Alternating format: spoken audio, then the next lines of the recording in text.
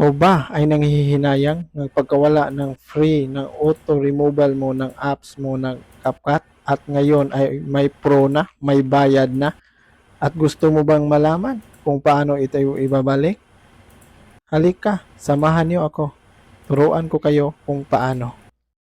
Ang una natin gawin is i-uninstall muna natin yung new version natin na CapCut.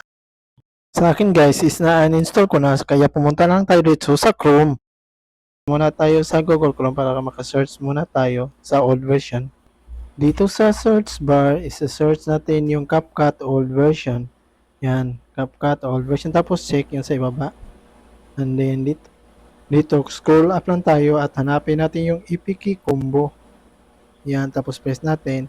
Yan, scroll up lang tayo. May makikita tayo dito na 11.9.0 na version.